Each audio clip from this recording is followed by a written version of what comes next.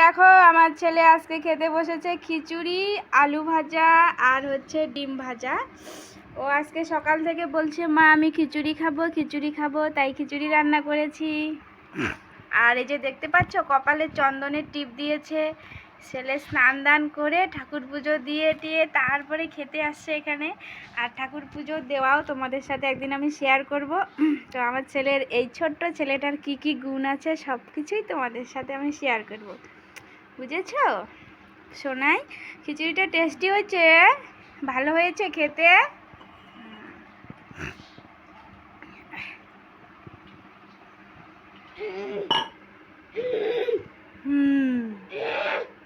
খাও বুঝতে শোনা হয়েছে, খাও জলদি জলদি করে খাও।